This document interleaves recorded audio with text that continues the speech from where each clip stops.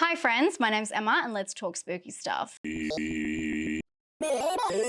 Welcome back to my channel and welcome to a spoiler video. Every once in a blue moon, there is a film that I have a lot to talk about and I just want to get into the nitty-gritty with you and discuss it all. As you can see by the title, we're talking about X today, and that is why we're in this more relaxed atmosphere, because I just want to chill with you all and talk through some of the thoughts I had and feelings I had that I couldn't really talk about in my spoiler-free video. If you have not checked that out, it is an initial reaction review, come with me style, so definitely check that one out. I will link it down below. Forewarning, spoilers, of course. This video is a spoiler video, so there will be spoilers, but also you probably won't understand this video if you have not seen the film. I'm not doing a play-by-play of what happens in the film. I'm talking about different aspects that I wanted to get into the details about. So please watch the film before you watch this video. Also, if you're not following me over on Instagram, you would have missed my little Maxine throw to picture that I did recently. So make sure you're following me over there. It's just Spooky Astronauts. I share a lot of stuff day to day there. And also I do lives weekly. So yeah, but if you don't have Instagram, I did want to share this photo with you. Let me know how you think I did with my little cosplay. I do naturally have freckles, by the way, but just obviously not in this placement. Okay, let's get started. Obviously, I won't be able to include a lot of my reference clips in this video because it's not available for me to use those clips yet, since it's still in cinemas. But X is Ty West's new entry into the horror pool, this time teaming up with A24. We have this throwback 70s film about this group of people who go to film an X-rated film, a porno, out in rural Texas, but spoiler, they're met with their match, which happens to be an elderly couple, with the woman Pearl having a fascination with Maxine and really vibing with her X factor. Obviously, there's a lot more that happens in this film than just that quick summary, but let's get into it. So I don't have to be the first person to tell you this, and I wonder what moment, please let me know in the comments down below, what moment in the film you realized that Pearl and Maxine were both played by Mia Goth. They were strikingly similar from the get-go, but especially when they sat down for the lemonade scene, I felt like maybe this is a time travel movie. We were trying to kind of predict what was happening. By the way, I have seen the film a second time. That's why I'm doing this spoiler review now. I wanted to see it again, and it wasn't released officially in Australia until yesterday. We saw an advance release the week before. So it was great going back and kind of like really letting those thoughts settle and seeing how it was a second time round. So yes, the first time round, I didn't actually know that Mia Goth played Pearl, and seeing the similarities between them over the lemonade scene made it seem like it was almost maybe a time travel movie. I was trying to figure out this concept as the film went along, like most people. The best thing, or the thing I loved the most about X is, I mean, there's so many layers, but you know you're going in for a horror movie and there's just this looming tension where you can't figure out what exactly the horror is going to be. For me, the fact that Mia Goth played Pearl, it showed Pearl seeing herself in the character of Maxine, quite literally. So it was pretty straightforward why when everything came together. I did think her performance was amazing. I love Mia Goth. She's great in everything she does. And there are a lot of people who pointed out the similarities between Suspiria and this film because of one actress playing multiple roles in prosthetics. A lot of people I saw going back and forth about the prosthetics and whether they were realistic or not. The first time around, it seemed a little bit off, and I felt like they did hide the characters, well, Pearl, in the darkness a lot, or did a lot of wide shots to kind of cover this, so you weren't really sure what you were seeing. But watching it a second time, being aware of people's issues with the prosthetics and that kind of, I guess, makeup artistry, I actually thought they were really well done. So I did go back and really pay attention to that, and I think it's, yeah, I bought it. But for me, the standout performance for this film was actually Brittany Snow as Bobby Lynn.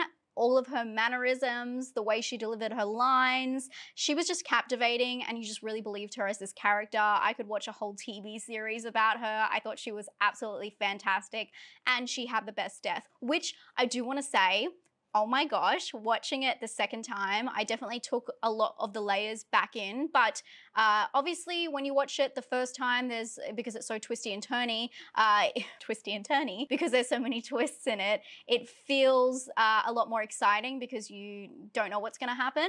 And I do want to point out the alligator. So obviously, the alligator, we see it in the wide shot of Mia Goth, and we're terrified. I was terrified in that moment watching the alligator kind of swim up on her. And throughout the film, we keep waiting for the alligator to come back and perform a kill. And I thought it was going to be Kid Cudi's character. Obviously, he gets into the swamp, and I'm just like screaming, "No, dude, get out of the swamp!" But it turns out to be Brittany Snow's character, you know, towards the later half of the film. But there is a throw to this, and this is one of the only things I picked up from watching the film a second time. When they leave the original titty bar strip club and go to the van, there's a huge mural on the wall, and it has an alligator at the front with a woman who has the exact same hairstyle as Bobby Lynn, and the alligator is grabbing her clothes. It was not even just a foreshadowing, it was pointing to exactly who the alligator was going to target, so I thought that was really clever to go back and watch and see that. The film itself has a few layers. And one of them is the discussion of sex, obviously being about porn. And I felt like the best way to highlight this, I mean, there's a couple of different ways they really drive this message home, but RJ's character really does the best at discussing this topic and the taboos that people see within the porn industry or just, you know, sex work. And I thought that it was really interesting that all of the female characters were all for each other, supporting each other in their scenes, but it was RJ who had an issue. And I do understand that it's because he's in a relationship with Lorraine, but when Lorraine decided to be in part of the film, he obviously undoes everything that he has just said about, you know, this being art and him being really proud of his project. He changes his tune when it's someone he knows, and I believe this, you know, I mean, I've just said it, it speaks volumes about how people see sex workers and how he is so quick to flip the switch when it's someone he knows that's involved, but otherwise he is championing it. And I thought that was really interesting that they focused on his character as a male in this. I thought that was really, yeah, really cool. And I really enjoyed his heartfelt scene in the shower where I mean, I didn't really enjoy it, but I thought it was really emotive, and it showed a lot of impact of him just crying in the shower. They didn't need to have it out or like yell at each other. I felt like it really said everything because he couldn't communicate his feelings about why he didn't want her to be in the film. He just ends up letting his ego get in the way, and him crying in the shower. It's a pretty amazing scene. Just see kind of like the terror in his eyes, and yeah, it's actually quite a sad moment. I really liked the discussion that the group have in the room where they talk about how it's like a sexy car crash and how they turn people on and that scares them. It's just really interesting because we don't see these conversations being had in, obviously on a daily basis, but in films a lot. And I feel like the 70s was a perfect placement for this, or a perfect setting for this, because obviously it's at the forefront, and then it kind of goes into video nasties. Obviously this is straight up porn, but it goes into censorship and all that kind of stuff, and people feeling like they're being judged for watching things and then having the access to watch it in their own house in private. I thought it was really well placed, and this is actually quite intentional. Ty West said that historically horror and pornography have always had a bit of a symbiotic relationship, two forms of lowbrow entertainment that could be made independently outside of the traditional Hollywood studio system. So it says a lot about horror and porn and people's judgment of, you know, watching either of the two. And I like how there's also this like hard line between you're either a porn star who's doing drugs, doing blow, or you're like the reverend's daughter or whatever she's meant to be in relation to kind of that twist at the end, which I'm very curious to see what you guys think about that. Maxine being the daughter of this preacher who's on TV. I felt like it wasn't even needed, to be honest. It wasn't really a huge reveal, and it didn't really bring much to her character except for give her a background of, okay, well, this is where she's come from and this is why she's rebelling so hard. But I felt like maybe that's detrimental to her character, because why does she have to have this, you know, intense Christian background to be doing what she's doing? Like, is she actually rebelling and that's why she's doing drugs to escape? yeah, I feel like it adds a whole nother layer. Also, of course, this is hinted to at the end, which is one of my favorite lines. When the police are at the final crime scene, the policeman says, "What do you think is on the camera, on the film?" And the other officer or the sheriff, he says, a horror movie. Which I thought was really good. It's like a self-aware piece, which I really enjoy about this film. It doesn't take itself too seriously, but it still drives home some really strong themes. The second theme, of course, of this film is about growing old, and it's about the fears of growing old and how we actually treat the elderly people of our society. And this is seen through several different examples. There's so many layers of this about the fear of growing old, and it really hit home for me when they're playing the Fleetwood Mac song on like the acoustic guitar and Britney Snow was singing the song Landslide. And this is a song that Stevie Nicks wrote about her relationship with her father, but also how her career was going and who she was dating and how her life was going. It's about the fear of everything crashing down and not knowing how you're going to pursue your dreams while that's happening. It's like a missed chance at life almost. And especially because the song talks a lot about growing older.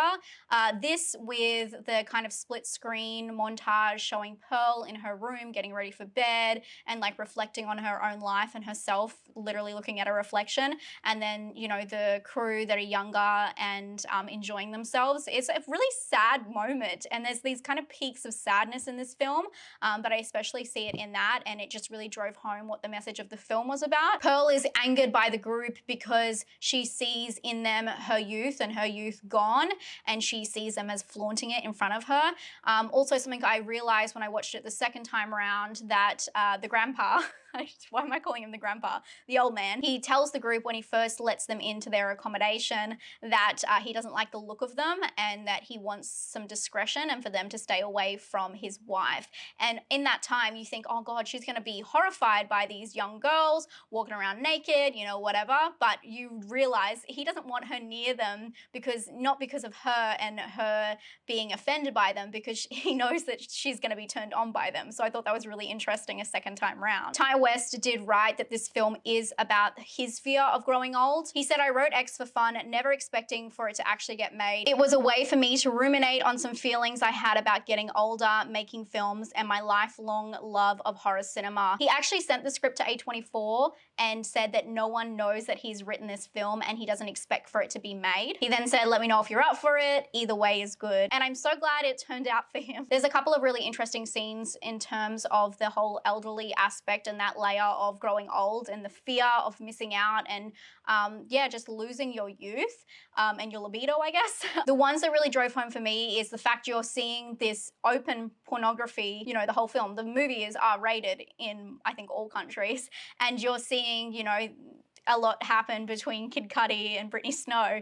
And I mean, you see the whole thing. You see nudity. You even see his dong at one point in the doorway. If you missed that, definitely go back and look at the shadows. But as soon as you see the elderly couple have sex, it's meant to be, or it's kind of like framed in this disgusting way. And I'm going to add to that because I don't want anyone to be offended by the fact that I'm saying that, because of course there's an aspect where they're murderers and we're not meant to like them anyway. So they're kind of demonized in that aspect. But also Maxine, after she's touched by Pearl while she's sleeping in bed, which again, I mean, no consent, so it's not like it's this romantic scene between them. She goes and she scrubs her skin almost raw and she yells like disgusting as she's scrubbing her skin.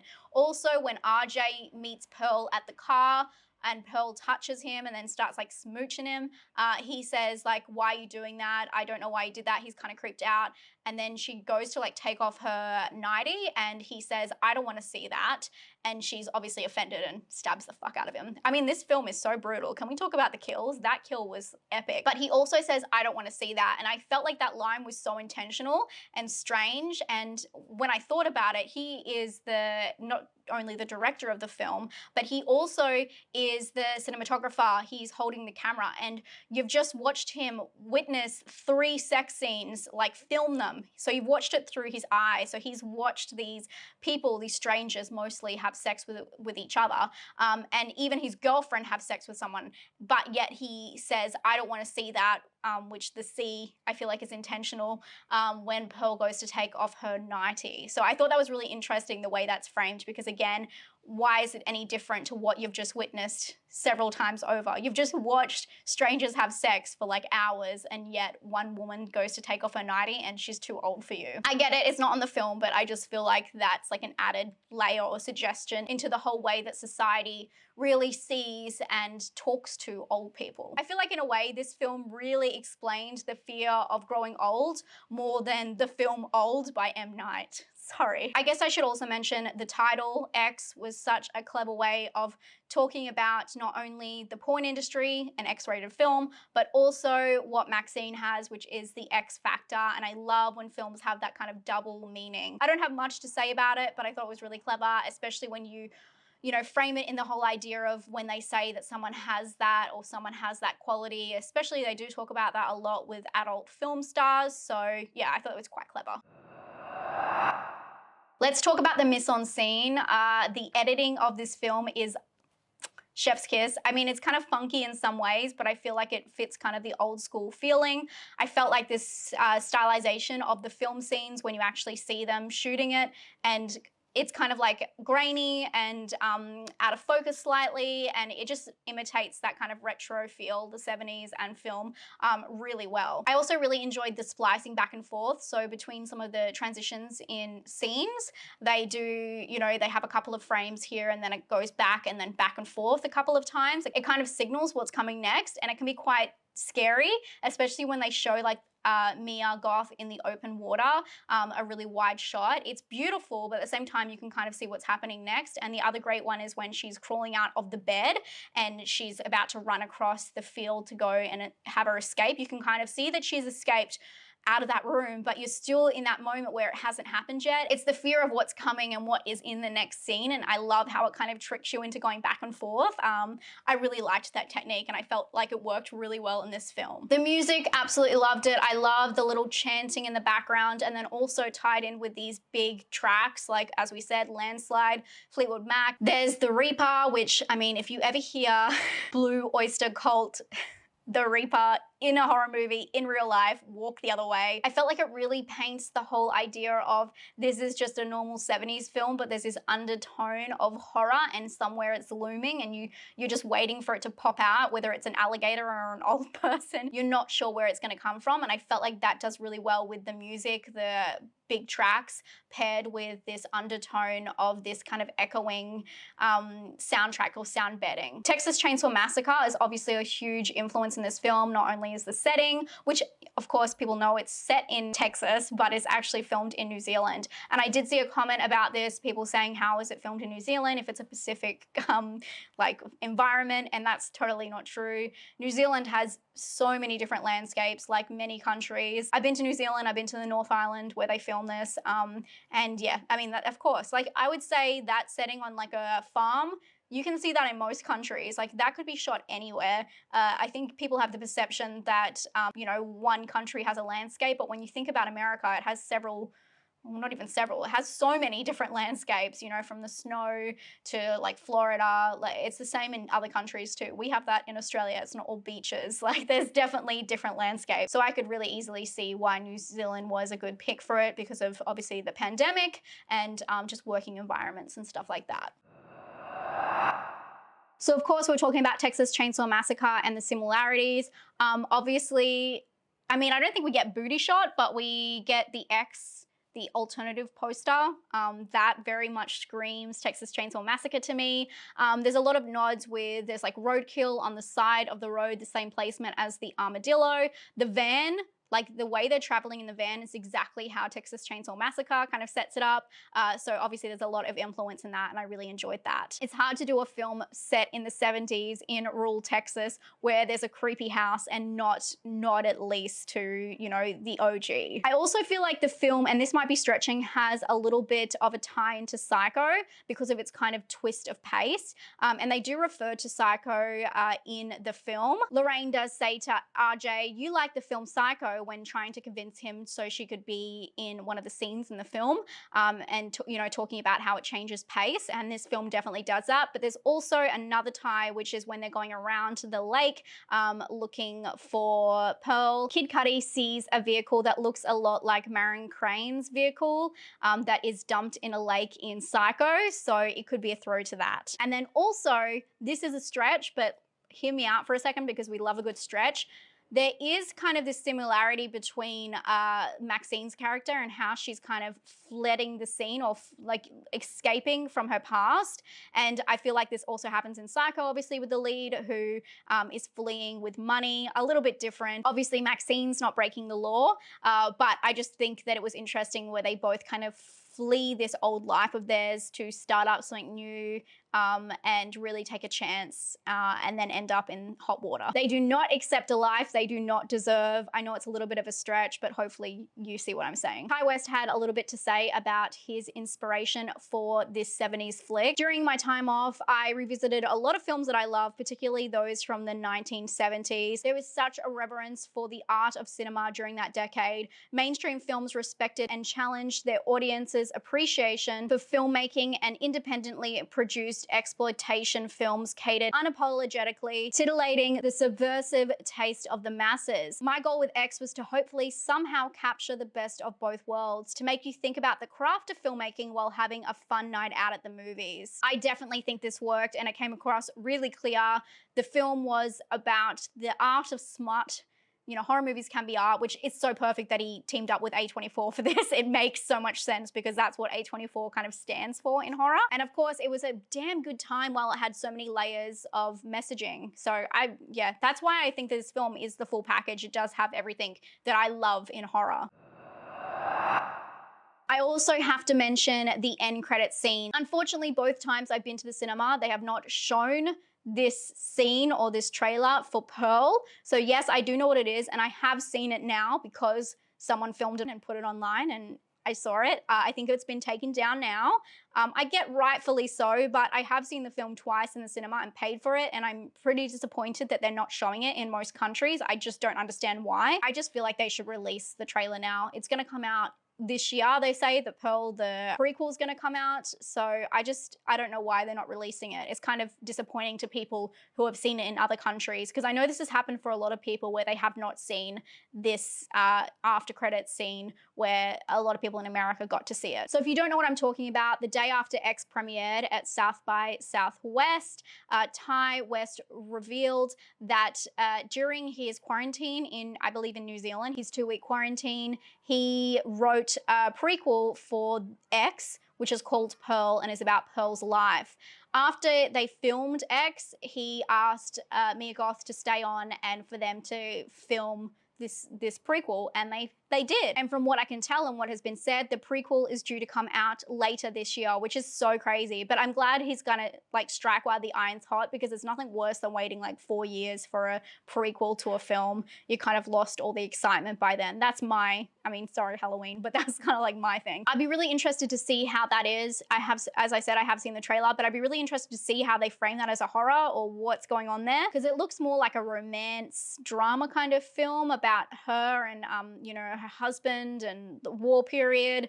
So yeah, I'm very interested to see how that comes out. Let me know what you thought about X. Hopefully I've covered everything I wanted to talk about. There was a lot. Let me know what you got out of it, what you felt like were the symbolic themes and the messaging, what you saw it as, because obviously it's film, it's all up for your own interpretation. So I'm very excited to read how you received it and what you thought down below. Let me know if there was anything in the background that you saw that you think I should watch out for next time. And thank you so much for being here and hanging out with me for a spoiler talk. If you do enjoy my spoiler chats, give this video a thumbs up so I know, and I'll talk to you all very soon. Stay safe and stay spooky. Bye, friends.